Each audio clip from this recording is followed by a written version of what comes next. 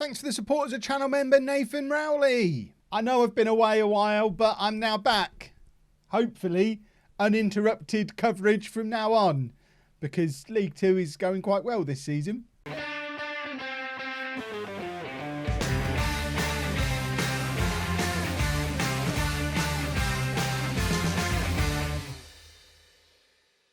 Hello and welcome to part 57 of Bourne Again. I'm Kevin. Coming up on today's episode, we have two games for you in League 2. I should probably turn off my little fan that's on my desk so you don't have a buzzing in the background. We're away against Fylde. We're at home against Cambridge. Since you were last with me, we've played a bunch of games to start the season off. As you can see, we've played quite well in some of them. We've played not so well in others of them. It's fairly typical Bourne form, really. The exciting thing, though, is that 8 games in, we're only 1 point off the top of the league, and the team that is top, Cambridge, although albeit equal on points with Rochdale and Cheltenham, we play in today's episode. We're also playing against Fylde, who are in the mix as well. We're one of the better teams in this division, which is a lovely situation to be in. This is the team.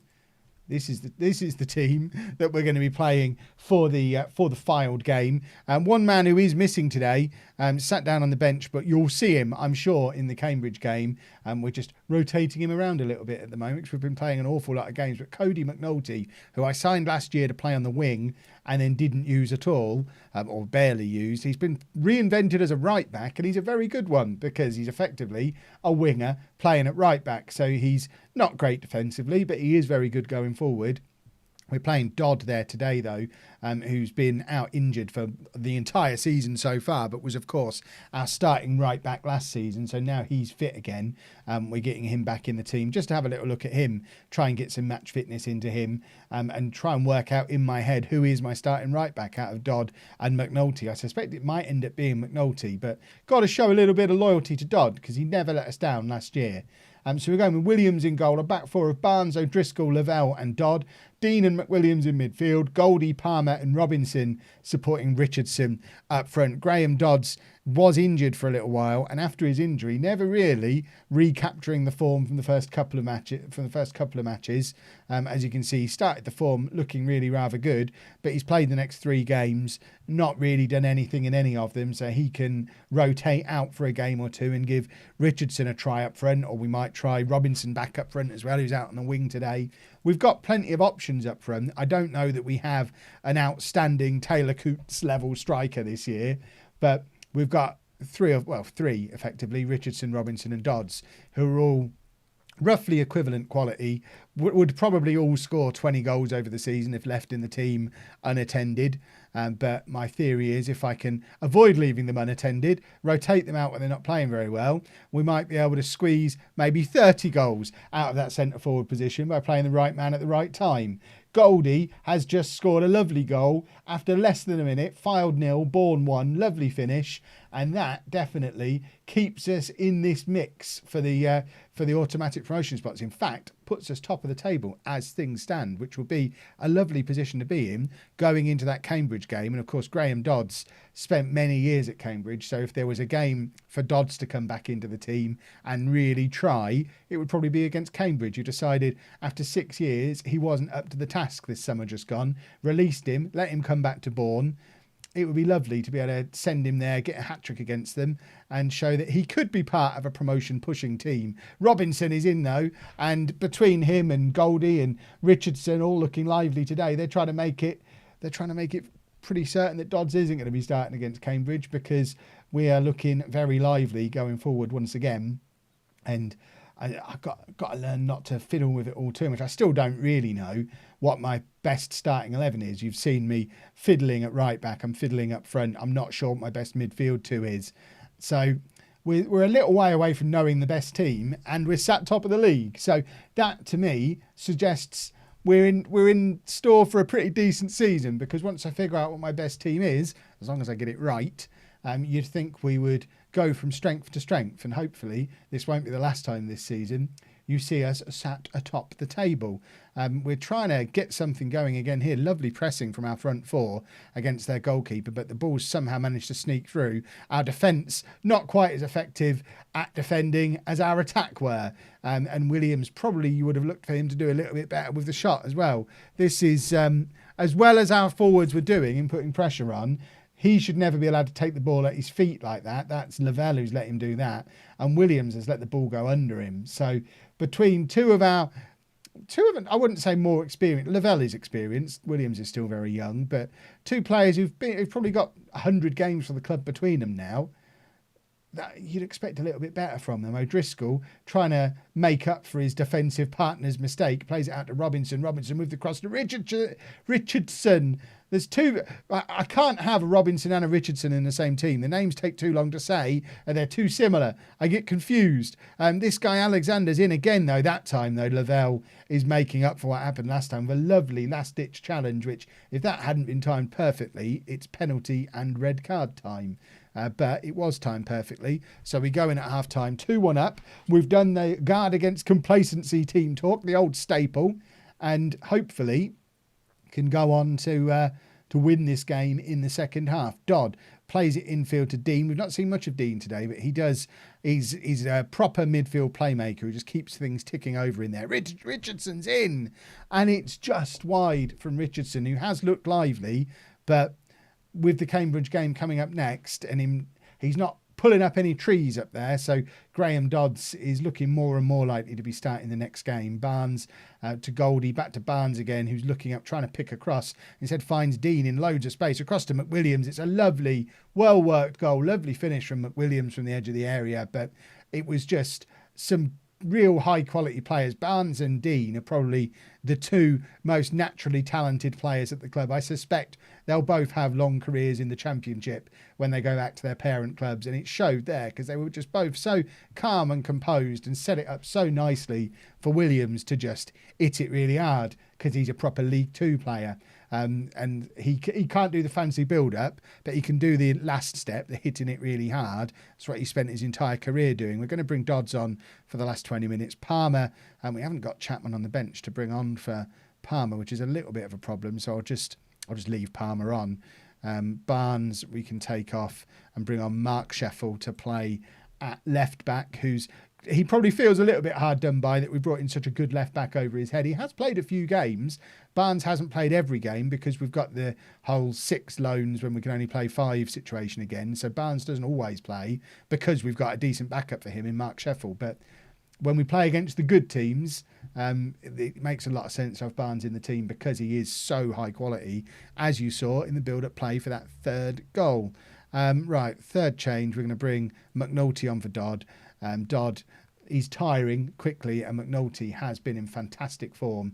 I think I saw before the match that he's currently topping our assists table with, I think, 7 assists in all competitions. So I think there's probably a strong argument for playing him in the Cambridge game as well. But forget the Cambridge game. We've just won a game I wasn't expecting to win against a very good Fylde side, and we've got ourselves second in the league. We're actually above Cambridge going into this game with them, and with the opportunity to really insert ourselves into the automatic promotion mix, which is lovely.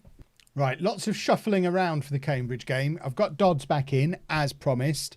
I'm also going to try Barnes on the left-hand side, just to get Mark Sheffield back into the team, but without sacrificing Barnes, because Barnes is so good. So Barnes, Palmer and Berry coming back in on the right-hand side as one of the 5 loan players that were allowed. It's Goldie, who's missing out today, was previously on the left-hand side. Broadbent and Dean going to be in the middle. McNulty comes in at right-back. O'Driscoll and Lavelle stay at the centre-back. And we're going to try Hattersley in goal as I continue to search for my best starting 11. I wasn't impressed with Williams, the way he conceded his goal in the last game. So Hattersley has, he's played Premier League games, quite a few Premier League games and Championship games. So he's our number 1. So let's give him a try and goal. The one thing that's been holding me back from playing him so far is he really doesn't seem to be able to cope with being a sweeper keeper, which I kind of like. I like sweeper keepers. So we've got him on a normal goalkeeper instruction, but we're not playing in the 70s. We want sweeper keepers. Goodness sake. Right, game has begun. We are at home, as you can tell by the complete lack of any fans anywhere. We need a new ground urgently. We need to get out to Milking Nook at the earliest opportunity. Dodds chasing down the Cambridge keeper there, though. He's going to be absolutely desperate for a goal today against the club who just a few months ago told him he wasn't good enough. Bless him. How can anyone be not good enough for Cambridge? But ball forward from Mark Sheffield, looking for Dodds, can't quite find him, but Dean picks it up in midfield.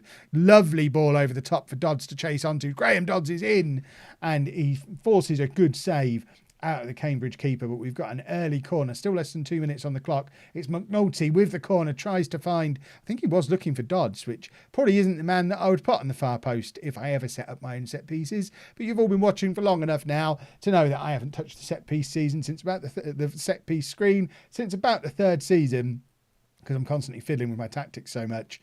Probably should set some set pieces up at some point, but I just don't think today's going to be that day, do you? Lavelle, looking for options ahead of him, finds Dean, who always is available. Beautiful pass out to Barnes, who tries to cross it with his head. This is fancy championship tactics that we're not used to down in League Two, but Barnes is playing on another level, and Dodds just wasn't ready for it. So the move just peters out, but we start again through McNulty. I don't know where this high angle shot is coming from because there's no high stand for the camera to be on top of on this side, but there is Dodds with his goal against Cambridge. Of course he was going to score against Cambridge. That's why he's in the team. There's your proof that there's nowhere for that high angle shot to come from on that side of the ground. So I think we've got a drone shot going on, which is quite impressive. And Dodds with the easiest of finishes, and Mark Sheffield as well getting involved and justifying his selection today. So far, so good. And that does put us back to the top of the league again as things stand, which is a lovely place to be. Mark Sheffield doing the kicking the ball really hard lower league thing that we are experts at, as showed by McWilliams in the last game, who probably feels a little bit hard done by to be missing out today, but you know how much I love Broadbent, so to get Broadbent and Dean in pulling the strings from that midfield makes me very happy. Dodds looking for, I think he was looking for Berry, it ends up with McNulty, who shoots from range, and that's his first goal for the club, I think. Cody McNulty, he's set so many goals up this season, but showing there that he can also stick it in from long range as well. Dodds with the cross was looking for Berry. Dean, as ever, alert to what's going on, plays it into the passer McNulty, who actually made it a little bit more difficult for himself by closing the gap between him and the defender before having the shot. But shot he did have, goal he did score. It's 2-0 to Bourne, and we are top of the league, and that puts Cambridge all the way down to 7th. That shows how tight things are at the top of League 2 at the moment. I know it's still early days, but Cambridge started this episode top of the league and could end it 5 points off the pace, which wherever you are in the season, a 5-point gap between you and top of the table when you're looking for promotion is a pretty big gap. Dodds is fouled there, and I think that guy's already on a yellow card. They could be about to go down to 10 men. They are, and that is huge because that's the right back who would have been marking Barnes, and now Barnes has got even more opportunity down that left-hand side to wreak havoc. So don't get complacent in the second half. We are playing against 10 men, but they're 10 men who have been quite good up until quite recently, as shown by their previous league position and the fact they've just scored with the first kick of the second half. It's now 2-1 to us. We need to be a little bit careful on set pieces because with them being down to 10 men, this is the obvious way back in, and we've just not defended that free kick at all. It's just gone over the top of all of our defenders, and they've got a man stood there at the far post who's not, it's not even that he's heading it in. The ball bounces in front of him and he hits it on the half volley. Terrible, terrible defending from us. But Mark Sheffield trying to make up for it, plays it infield to Berry, who's come very, very far infield, but it's created space for McNulty to go past his defender. Cross comes over looking for Barnes, and there is Joel Barnes with his first goal for the club, proving that he is going to be a threat on the left wing as well as at left back. We've got some proper quality in wide areas this year, and 3 of them have been involved in this goal. Berry to McNulty to Barnes, and well played, all 3 of them. Barnes on his weak foot as well. He's a player. I don't know why Forest let him come out on loan. He played more than half their games in the Championship last year, and then they agreed to loan him out to us in League 2. Yes, please. We'll have a bit of that. Right.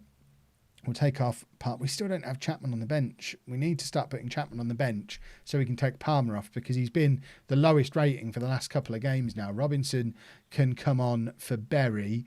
And then I think what we might do is bring on Richardson for Mark Sheffield and drop Barnes back just to get him back at left back. we've got a lead to defend now, and we'd quite like to successfully defend it. Palmer back to McNulty. McNulty with another big, deep cross looking for Richardson. Richardson does end up getting a hold of it. It falls to Dean on the edge of the area, who's spotted Barnes in acres of space. Barnes picks his cross, finds McNulty. McNulty, beautiful pass into Dodds. Should have done a little bit better. And Palmer with the second opportunity. It's well saved by their keeper. But some lovely football again involving McNulty and Barnes, who've both had fantastic games. O'Driscoll now brings it down from this corner. It's all the way back to Dean, who's also had a very, very good game, just pulling the strings all day long in central midfield. I think we're getting closer to working out what our team is here. McWilliams is going to come on in midfield, and I think we probably don't need both Dean and Broadbent in there. McWilliams offers a little bit more direct football in there with his running and his kicking it hard. So I think McWilliams and Dean might be our midfield partnership. McNulty, I think, is our right back. I think that's probably our back four. It's too soon to judge who our keeper is. But I think we're getting closer and closer. And the great thing is, while I continue to experiment, we're continuing to win games. This is looking like it's going to be a very, very good season for us. I feel a promotion in our future. 10 games in, we are top of the league, and we still don't know what our best team is. What a time to be alive. If you've enjoyed that, please make sure you leave a nice big thumbs up on there for me. Subscribe to the channel for daily Football Manager videos. And thank you very much for watching.